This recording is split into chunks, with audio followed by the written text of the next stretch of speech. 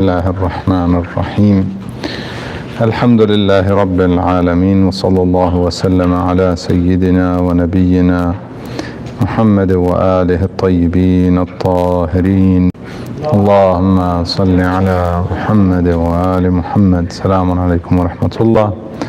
Jumu'ah or Laylat Jumu'ah Mubarakah inshallah. May Allah subhanahu wa ta'ala make this a blessed evening for all of us and allow us to seek forgiveness for ourselves and for our marhumin, for those who passed away from our family members or the members of our community, mu'mineen and mu'minat, wherever they passed away, especially those who passed away recently, inshallah.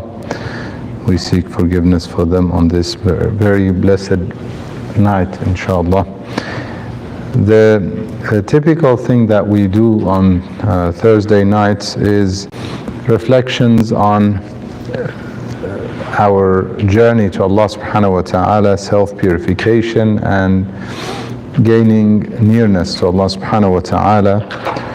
And the month being the month of Dhul Hijjah, one of the most important things, in fact, to focus on in this month is returning to Allah subhanahu wa ta'ala. This journey of Hajj, month of Hajj, is the journey of returning to Allah subhanahu wa ta'ala, and that happens with purification, in fact. And Hajj itself is for spiritual purification. So it's very important to reflect on our journey to Allah subhanahu wa ta'ala. Whether we go to Hajj or we don't go, we have to recognize ourselves as travelers to the Almighty.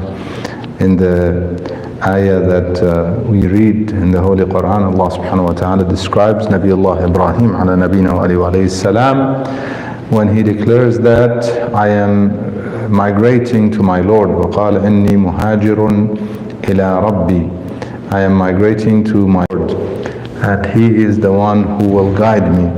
If we intend to migrate to Allah subhanahu wa ta'ala, then we would expect the guidance from Allah subhanahu wa ta'ala, guiding us to what is best for us, guiding us to the levels or different levels of the purification of the nafs or the soul.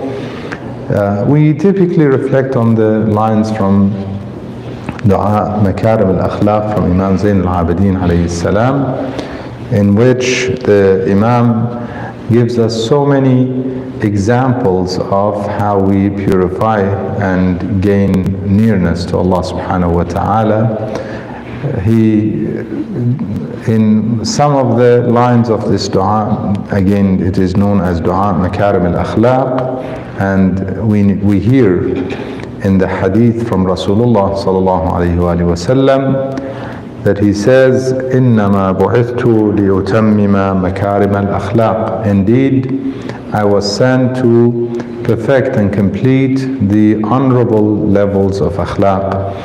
And that is what the dua is referred to as Dua Makarim al-Akhlaq. So it is the honorable levels of our akhlaq, especially with Allah subhanahu wa ta'ala, most importantly, and obviously all different levels of our akhlaq. We said the dua has some levels of akhlaq with Allah subhanahu wa ta'ala. One of them is niyyah, that we purify our intention and make sure it is for Allah subhanahu wa ta'ala. Make sure that our intention in whatever we do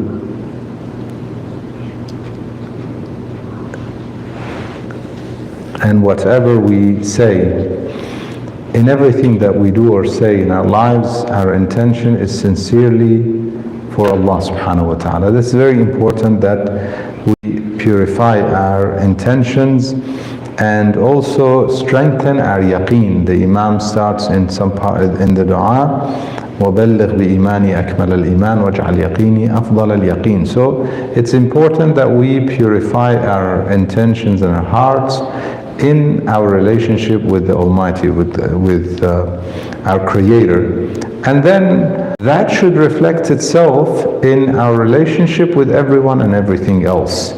And so in parts of the dua, we hear the Imam telling us or teaching us to ask Allah subhanahu wa ta'ala to improve in our relationship with the people around us, in the sense that we pay, and I gave the example of paying with the opposite of the negativity. In fact, making sure that even if the opposite individual who we're dealing with is treating us with negativity, that we pay back with positivity. And I want to focus on this one a little bit, especially because it is, again, it is Laylatul Jum'ah, Layla of purification, a night that is intended for returning to Allah subhanahu wa ta'ala and seeking forgiveness. And I often deal with people that are going through problems in life, in their relationships with one another, business partners, friends, and in some cases husband and wife, or parent and children. And the main problem that we see, or the source of the problems that are often occurring between the people, is because they want to pay negativity with negativity. The payback is still negative. There is no one is willing to change from getting from the negative into the positive mode. If the opposite individual is paying them with negativity, they want to pay back negativity. If somebody is being unfair to me, the immediate thing that we do as human beings is what? I will treat them unfairly as well. If somebody is being rude to me, the immediate thing as a human being is that I pay them back with rudeness. The verbal abuse, physical abuse, whatever it might be, that I'm receiving from the opposite individual that I'm dealing with, whether it be a business partner, a family member, whoever they may be, whatever relationship we have with them, if I receive negative, typically as a human being, we give negative. But the Imam teaches us to go a step above, rise above that, and switch it. So you receive negative and you give positive. That is how you can in fact change the situation into a positive situation. You can create, in the Quran we read Allah subhanahu wa ta'ala, He says, idfa' billati hiya ahsan.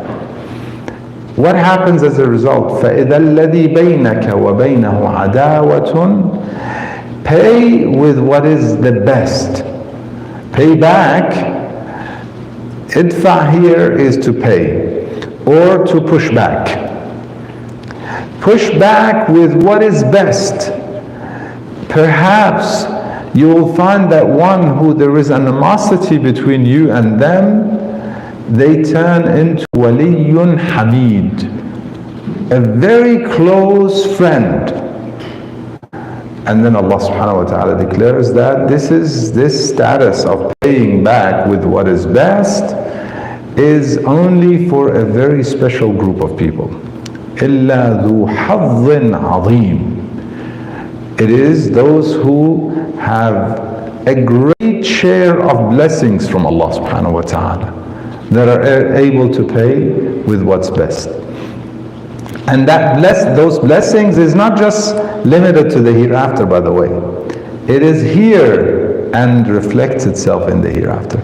So if we push back or pay back with positivity, regardless of whom we're dealing with, we're going to have positivity in this world and obviously in the hereafter, which is a reflection of what we would get or what we would receive as a consequence in this world. If we want to make sure that we have better relationships in this world with people around us, which is ultimately going to result in a better relationship with our Creator, with Allah subhanahu wa ta'ala, then we need to make sure we pay back with positivity. Idfa' billati hiya ahsan. Pay back with what is best.